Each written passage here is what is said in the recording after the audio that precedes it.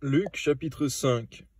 Comme Jésus se trouvait auprès du lac de Génézareth, et que la foule se pressait autour de lui pour entendre la parole de Dieu, il vit au bord du lac 2 barques, d'où les pêcheurs étaient descendus pour laver leurs filets. Il monta dans l'une de ces barques, qui était à Simon. Il le pria de s'éloigner un peu de terre. Puis il s'assit, et de la barque il enseignait la foule. Lorsqu'il eut cessé de parler, il dit à Simon, « Avance, en pleine eau, et jetez vos filets pour pêcher. » Simon lui répondit, « Maître, nous avons travaillé toute la nuit sans rien prendre, mais sur ta parole, je jetterai le filet. » L'ayant jeté, ils prirent une grande quantité de poissons, et leur filet se rompait.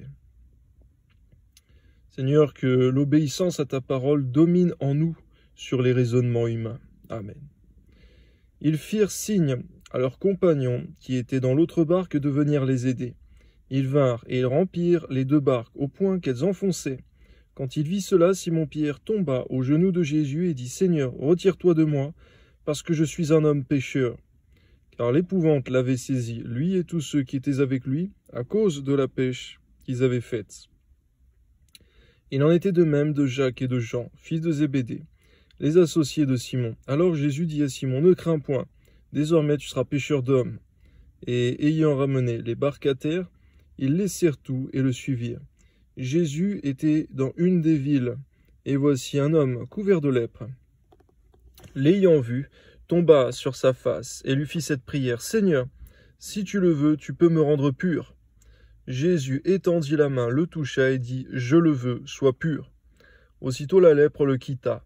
Il lui ordonna de n'en parler à personne, mais dit-il, « Va te montrer au sacrificateur et offre pour ta purification ce que Moïse a prescrit afin que cela leur serve de témoignage, gloire à Dieu. » Sa renommée se répandait de plus en plus, et les gens venaient en foule pour l'entendre et pour être guéris de leur maladie. Et lui, il se retirait dans les déserts et priait. Un jour, Jésus enseignait. Des pharisiens et des docteurs de la loi étaient là assis, venus de tous les villages de la Galilée, de la Judée et de Jérusalem. Et la puissance du Seigneur se manifestait par des guérisons. Et voici des gens portant sur un lit un homme qui était paralytique cherchaient à le faire entrer et à le placer sous ses regards. Comme ils ne savaient par où l'introduire à cause de la foule, ils montèrent sur le toit et ils le descendirent par une ouverture avec son lit, au milieu de l'assemblée, devant Jésus. Voyant leur foi, Jésus dit, « Homme, tes péchés te sont pardonnés. » Les scribes et les pharisiens se mirent à raisonner et à dire, « Qui est celui-ci qui profère des blasphèmes? Qui peut pardonner les péchés si ce n'est Dieu seul? » Seigneur, je te rends grâce parce que cet homme était paralytique et pourtant, Seigneur, avant même qu'il y ait quelques guérisons, Seigneur, tu lui as pardonné ses péchés, Seigneur. C'est vrai, Seigneur, c'est le plus grand besoin de l'homme, plus important encore, Seigneur, que la guérison physique. Amen. Jésus, connaissant leurs pensées, prit la parole et leur dit, « Quelles pensées avez-vous dans vos cœurs? Lequel est le plus aisé de dire tes péchés te sont pardonnés ou de dire lève-toi et marche?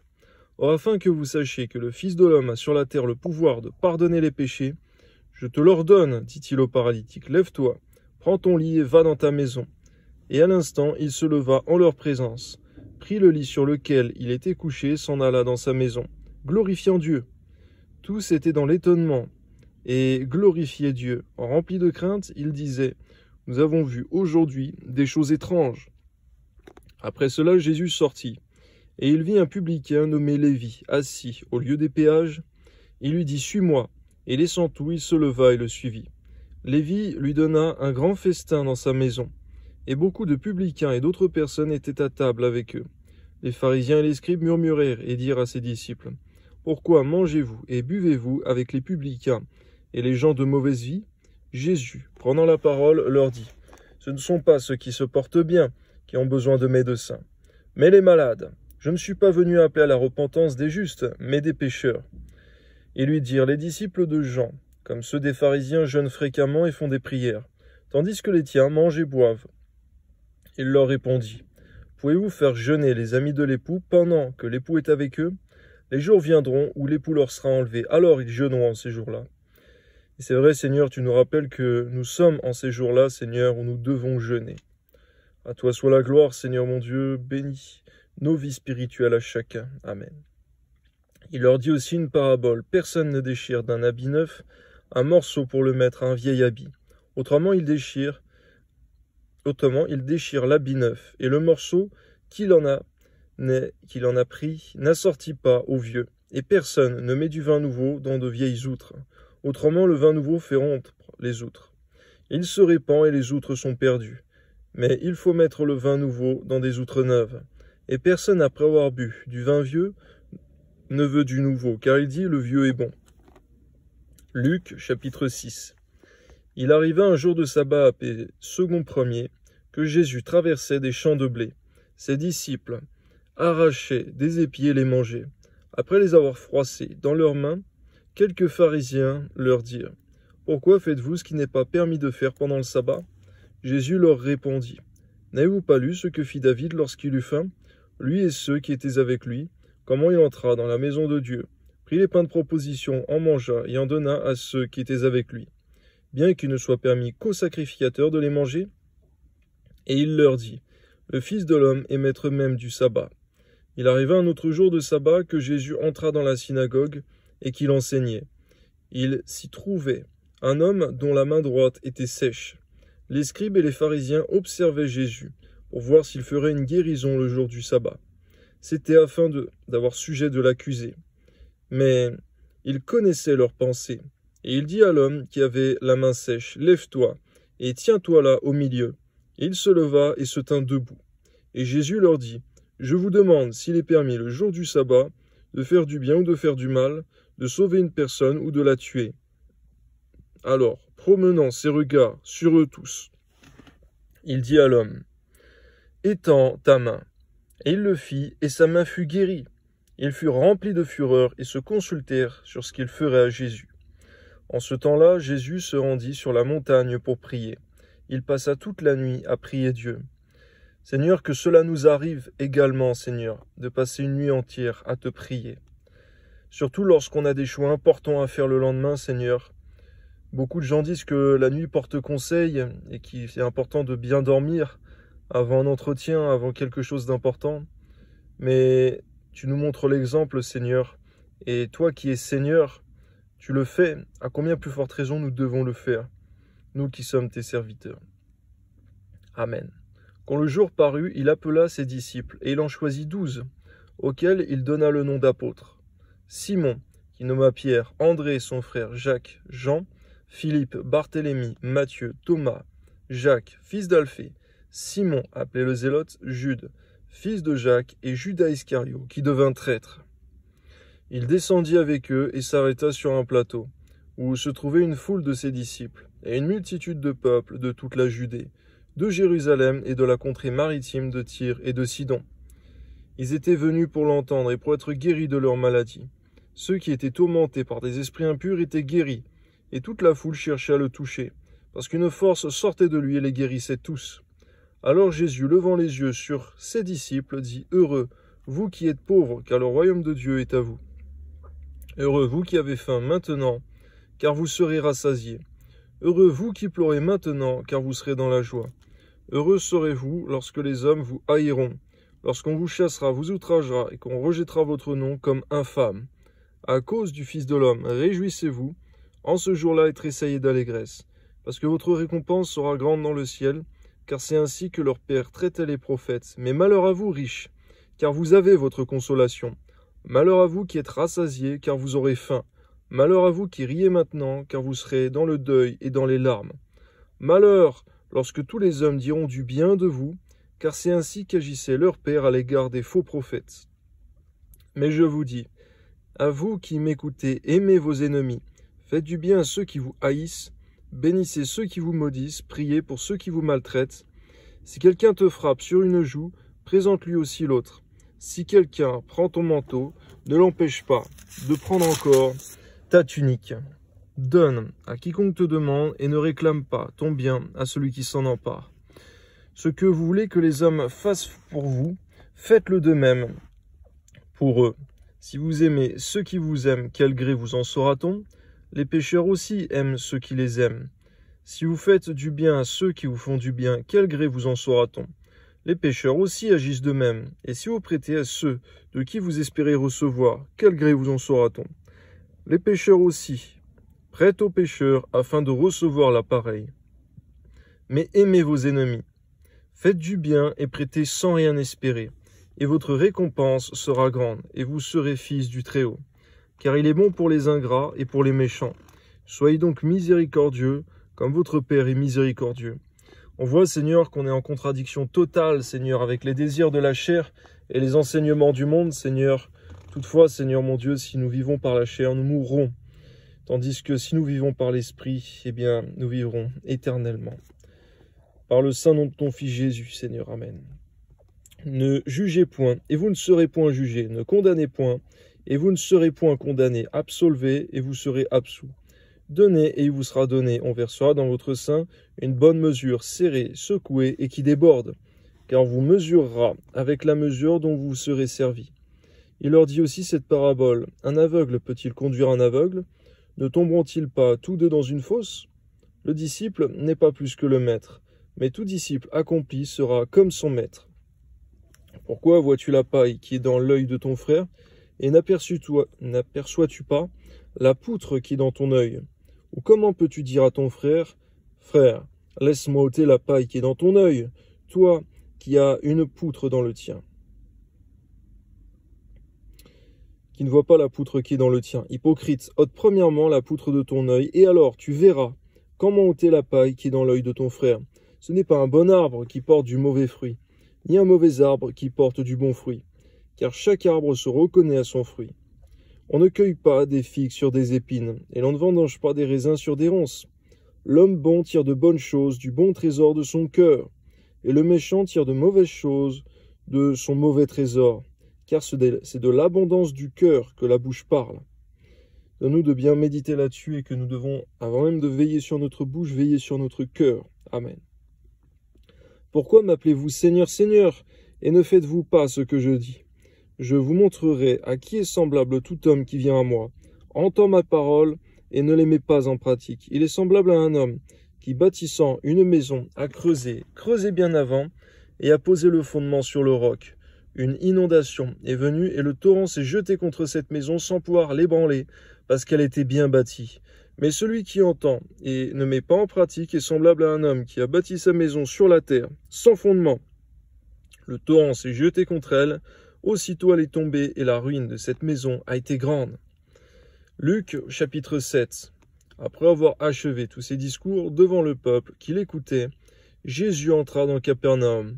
Un centenier avait un serviteur auquel il était très attaché, et qui se trouvait malade, sur le point de mourir. Et ayant entendu parler de Jésus, il lui envoya quelques anciens des Juifs, pour le prier de venir guérir son serviteur. Ils arrivèrent auprès de Jésus et lui adressèrent d'instantes supplications, disant « Il mérite que tu lui accordes cela, car il aime notre nation, et c'est lui qui a bâti notre synagogue. » Jésus, étant allé avec eux, n'était guère éloigné de la maison. Quand le centenier envoya des amis pour lui dire « Seigneur, ne prends pas tant de peine, car je ne suis pas digne que tu entres sous mon toit. C'est aussi pour cela que je ne me suis pas cru digne d'aller en personne vers toi. Mais dis un mot, et mon serviteur sera guéri. Car moi, qui suis soumis à des supérieurs, j'ai des soldats sous mes ordres. Je dis à l'un, va, et il va. Et à l'autre, viens, et il vient. Et à mon serviteur, fais cela, et il le fait. » Lorsque Jésus entendit ces paroles, il admira le centenier, et se tournant vers la foule qui le suivait, il dit « Je vous le dis, même en Israël, je n'ai pas trouvé une aussi grande foi. » De retour à la maison, les gens envoyés par le centenier trouvèrent guéri le serviteur qui avait été malade. Le jour suivant, Jésus alla dans une ville appelée Naïn. Ses disciples et une grande foule faisaient route avec lui. Lorsqu'il fut près de la porte de la ville, voici, on portait en terre un mort, fils unique de sa mère, qui était veuve. Et il y avait avec elle beaucoup de gens de la ville. Le Seigneur, l'ayant vue, fut ému de compassion pour elle, et lui dit « Ne pleure pas ». Il s'approcha et toucha le cercueil. Ceux qui le portaient s'arrêtèrent. Il dit « Jeune homme, je te le dis, lève-toi !»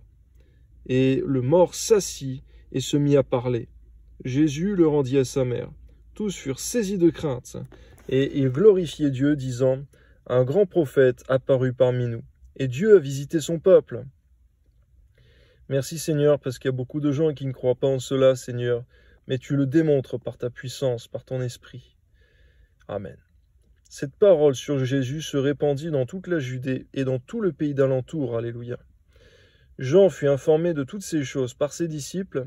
Il en appela 2 et les envoya vers Jésus pour lui dire « Es-tu celui qui doit venir ou devons-nous en attendre un autre ?» Arrivés auprès de Jésus, ils dirent « Jean-Baptiste nous a envoyés vers toi pour te dire « Es-tu celui qui doit venir ou devons-nous en attendre un autre ?» Alors même, Jésus guérit plusieurs personnes de maladies, d'infirmités et d'esprits malins.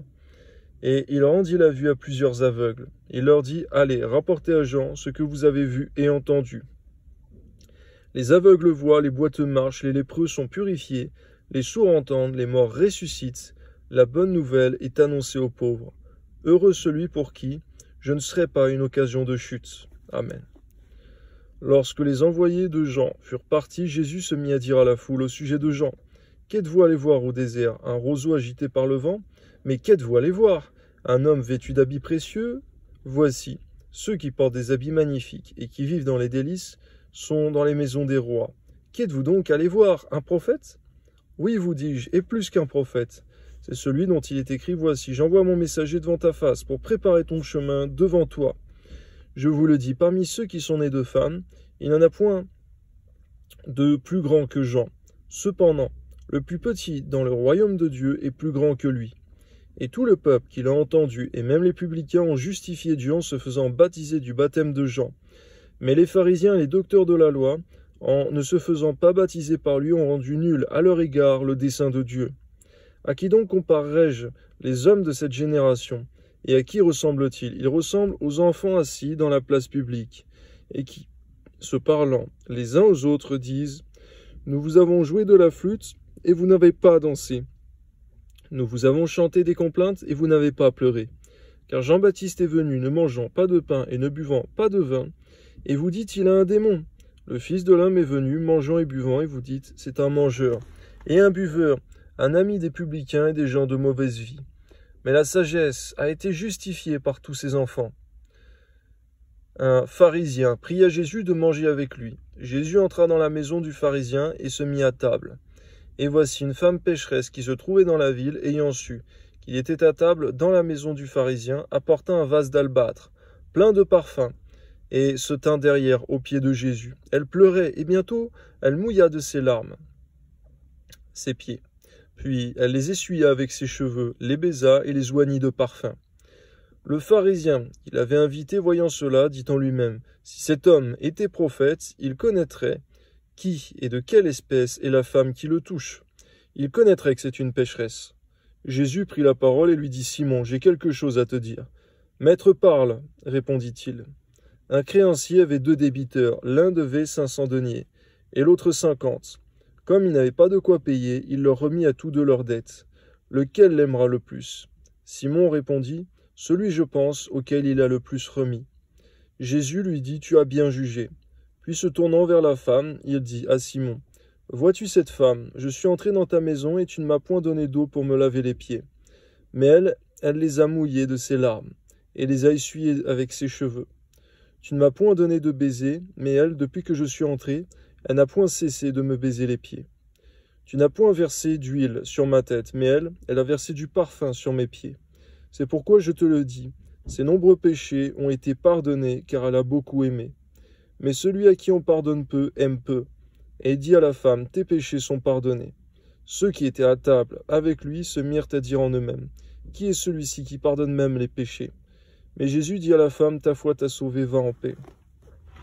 C'est vrai, toutefois, Seigneur mon Dieu, tu nous ajoutes également dans ta parole que tu pardonnes aux pécheurs, Seigneur mon Dieu, mais aussi dans la condition unique, à ce qu'ils abandonnent leurs péchés. Amen. Luc chapitre 8. Ensuite Jésus allait de ville en ville et de village en village, prêchant et annonçant la bonne nouvelle du royaume de Dieu. Les 12 étaient avec lui et quelques femmes qui avaient été guéries d'esprits malins et de maladies. Marie, dite de Magdala, de laquelle étaient sortis 7 démons. Jeanne, femme de Chuza, intendant d'Hérode, Suzanne et plusieurs autres qui l'assistaient de leurs biens. Une grande foule s'étant assemblée et des gens étant venus de diverses villes auprès de lui, il dit cette parabole. Un semeur sortit pour semer sa semence. Comme il semait, une partie de la semence tomba le long du chemin. Elle fut foulée aux pieds, et les oiseaux du ciel la mangèrent.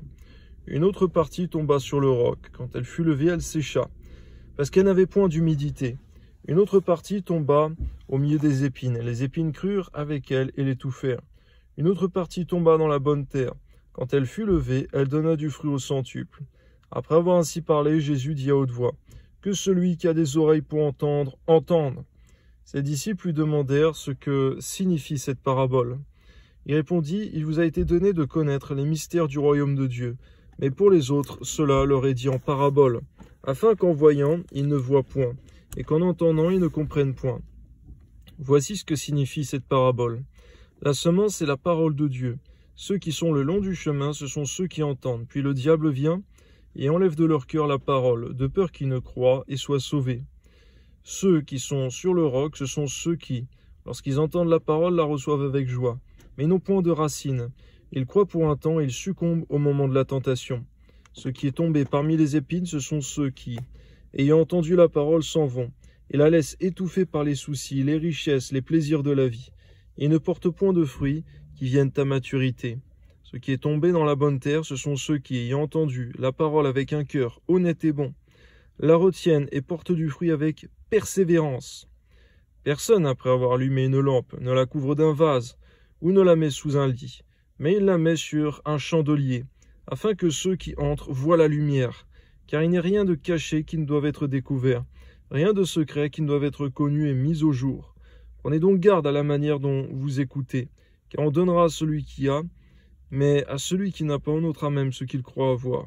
La mère et les frères de Jésus vinrent le trouver, mais ne purent l'aborder à cause de la foule. On lui dit, « Ta mère et tes frères sont dehors. Ils désirent te voir. » Mais il répondit, « Ma mère et mes frères, ce sont ceux qui écoutent la parole de Dieu et qui la mettent en pratique. » Un jour, Jésus monta dans une barque avec ses disciples. Il leur dit, « Passons de l'autre côté du lac. » Et ils partirent. Pendant qu'ils naviguaient, Jésus s'endormit. Un tourbillon fondit sur le lac, la barque se remplissait d'eau, et ils étaient en péril. Ils s'approchèrent et le réveillaient en disant, « Maître, Maître, nous périssons. » S'étant réveillé, il menaça le vent et les flots, qui s'apaisèrent, et le calme revint. Puis il leur dit, « Où est votre foi ?» Saisis de frayeur et d'étonnement, ils se dirent les uns aux autres, « Quel est donc celui-ci qui commande même au vent et à l'eau, et à qui ils obéissent ?» Ils abordèrent dans le pays des Géraséniens, qui est vis-à-vis de la Galilée. Lorsque Jésus fut descendu à terre, il vint au-devant de lui un homme de la ville, qui était possédé de plusieurs démons. Depuis longtemps, il ne portait point de vêtements. Il avait sa demeure, non dans une maison, mais dans les sépulcres. Ayant vu Jésus, il poussa un cri, se jeta à ses pieds, et dit d'une voix forte, « Qu'y a-t-il entre moi et toi, Jésus, fils du Dieu Très-Haut? Je t'en supplie, ne me tourmente pas !» Car Jésus commandait à l'esprit impur de sortir de cet homme, dont il s'était emparé depuis longtemps. On le gardait lié de chaînes et les fers aux pieds. Mais il rompait les liens et il était entraîné par le démon dans les déserts. On voit la différence nette, Seigneur, d'avec ton Fils Jésus, qui lui avait été conduit par l'Esprit Saint dans le désert pour la consécration. Et on voit que cet homme était entraîné par les démons pour aller dans les déserts, mais plutôt dans l'isolement. Pour ne pas, Seigneur mon Dieu, eh bien certainement qu'il obtienne de délivrance, Seigneur, mais cependant ton Fils Jésus, Seigneur, il est tombé sur cet homme. Cet homme a été délivré, à toi soit la gloire, Seigneur, Amen. Jésus lui demanda, « Quel est ton nom ?» « Légion, répondit-il, car plusieurs démons étaient entrés en lui. Et il priait instamment Jésus de ne pas leur donner, leur ordonner d'aller dans l'abîme. Il y avait là, dans la montagne, un grand troupeau de pourceaux qui paissaient. Et les démons supplièrent Jésus de leur permettre d'entrer dans ces pourceaux. Il le leur permit. Les démons sortirent de cet homme, entrèrent dans les pourceaux. Et le troupeau se précipita des pentes escarpées dans le lac et se noya. Ceux qui les faisaient paître, voyant ce qui était arrivé, s'enfuirent et répandirent la nouvelle dans la ville, dans les campagnes. Les gens allèrent voir ce qui était arrivé. Ils vinrent auprès de Jésus et ils trouvèrent l'homme, de qui étaient sortis les démons, assis à ses pieds, vêtu et dans son bon sens. Ils furent saisis de frayeur. Ceux qui avaient vu ce qui s'était passé leur racontèrent comment le démoniaque avait été guéri. Tous les habitants du pays des Géraséniens prièrent Jésus de s'éloigner d'eux, car ils étaient saisis d'une grande crainte. Seigneur, que nous ne soyons pas animés, Seigneur, de cette même crainte, Seigneur, qu'animaient aussi Adam et Ève lorsqu'ils avaient péché, Seigneur, dans le jardin d'Éden, et que ces gens-là, Seigneur, qui avaient la crainte au point, Seigneur, de te vouloir partir, mais que nous soyons, Seigneur mon Dieu, dans la crainte respectueuse de Dieu, révérentielle, Seigneur mon Dieu, mais que nous soyons, Seigneur, intimes de toi, et non dans la peur, qui suppose un châtiment. Amen. Jésus monta dans la barque et s'en retourna. L'homme de qui étaient sortis les démons lui demandait la permission de rester avec lui. Mais Jésus le renvoya en disant « Retourne dans ta maison et raconte tout ce que Dieu t'a fait. » Il s'en alla et publia par toute la ville tout ce que Jésus avait fait pour lui. À son retour, Jésus fut reçu par la foule, car tous l'attendaient. Et voici, il vint un homme nommé Jairus, qui était chef de la synagogue. Il se jeta à ses pieds et le supplia d'entrer dans sa maison, parce qu'il avait une fille d'environ 12 ans qui se mourait. Pendant que Jésus y allait, il était pressé par la foule. Or il y avait une femme atteinte d'une perte de sang depuis 12 ans, et qui avait dépensé tout son bien pour les médecins, sans qu'aucun eût pu la guérir. Elle s'approcha par derrière et toucha le bord du vêtement de Jésus. Au même instant, la perte de sang s'arrêta, gloire à Dieu. Et Jésus dit, « Qui m'a touché ?» Comme tous s'en défendaient, Pierre et ceux qui étaient avec lui dirent, « Maître, la foule t'entoure et te presse, et tu dis, qui m'a touché ?» Mais Jésus répondit, « Quelqu'un m'a touché, car j'ai connu qu'une force était sortie de moi. » La femme, se voyant découverte, vint toute tremblante se jeter à ses pieds, et déclara devant tout le peuple pourquoi elle l'avait touché, et comment elle avait été guérie à l'instant. Jésus lui dit, « Ma fille, ta foi t'a sauvée, va en paix. » Seigneur, on voyait que tout le monde était à proximité, et même, Seigneur, te touchait, Seigneur Jésus, mais personne n'obtenait rien. La seule personne, Seigneur mon Dieu, qui t'a touché, qui a obtenu quelque chose de surnaturel, c'est cette femme qui s'est attendue à toi, qui espérait, qui avait foi. À toi soit la gloire, tu es le rémunérateur de notre foi, Seigneur, Amen.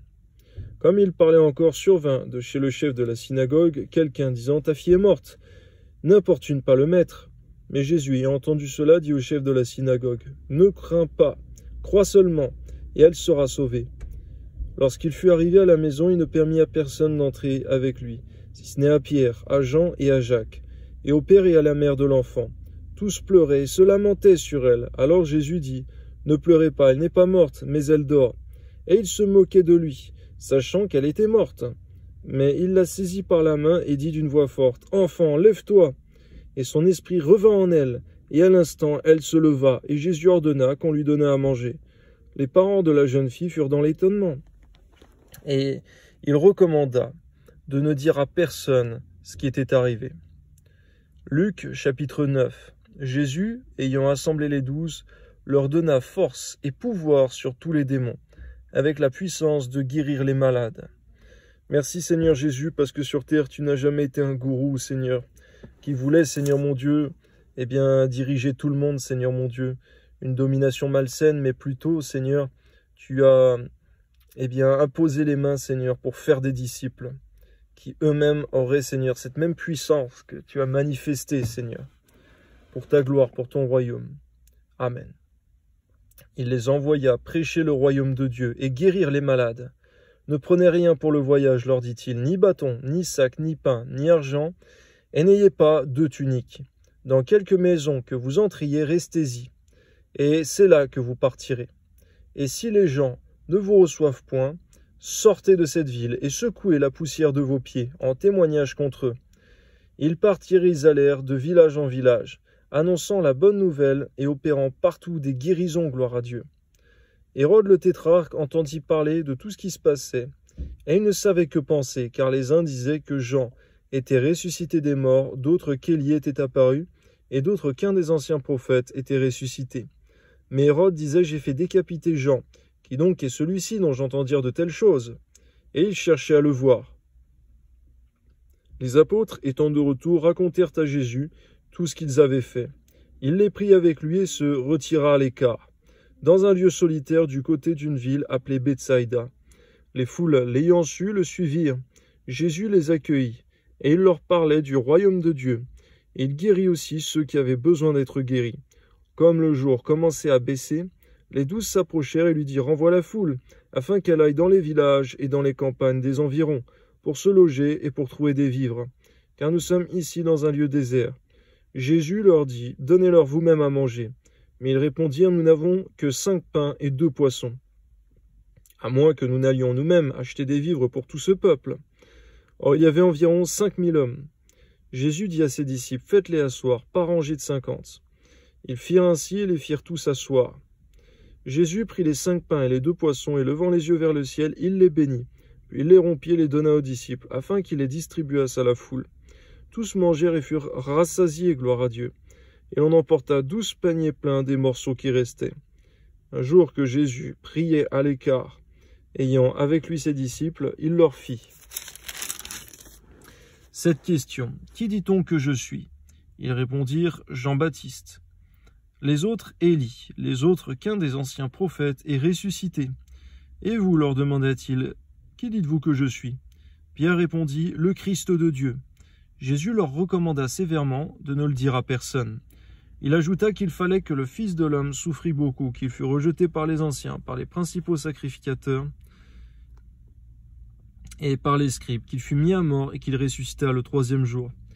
Puis il dit à tous, si quelqu'un veut venir après moi, qu'il renonce à lui-même, qu'il se charge chaque jour de sa croix, et qu'il me suive, car celui qui voudra sauver sa vie la perdra, mais celui qui perdra sa vie à cause de moi la sauvera.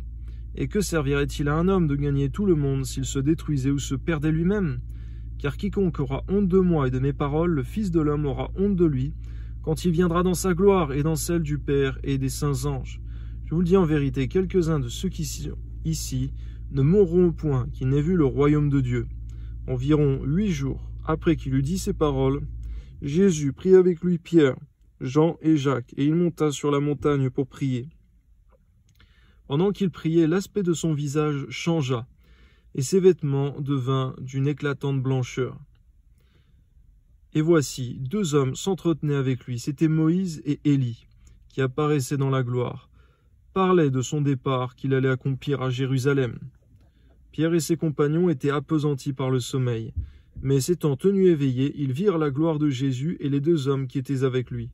Au moment où ces hommes se séparaient de Jésus, Pierre lui dit, « Maître, il est bon que nous soyons ici. Dressons 3 tentes, une pour toi, une pour Moïse et une pour Élie. » Ils ne savaient ce qu'ils disaient.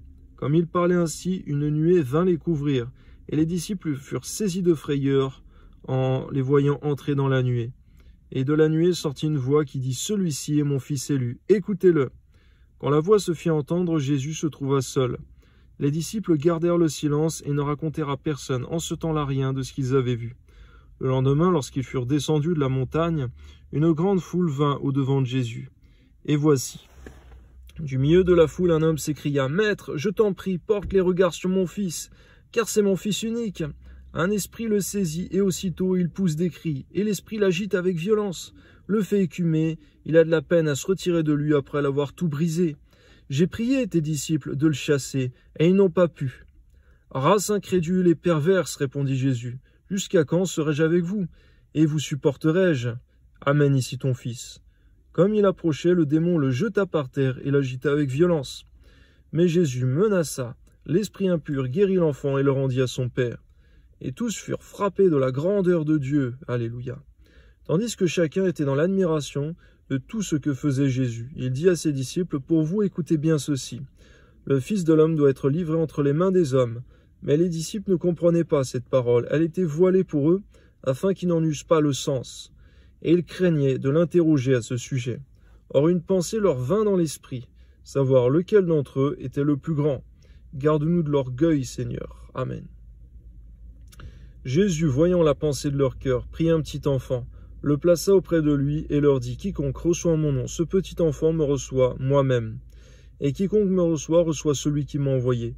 Car celui qui est le plus petit parmi vous tous, c'est celui-là qui est grand. » Jean prit la parole et dit, « Maître, nous avons vu un homme qui chasse les démons en ton nom, et nous l'en avons empêché, parce qu'il ne nous suit pas. » « Ne l'en empêchez pas, lui répondit Jésus, car qui n'est pas contre nous est pour nous. » Lorsque le temps où il devait être enlevé du monde approcha, Jésus prit la résolution de se rendre à Jérusalem.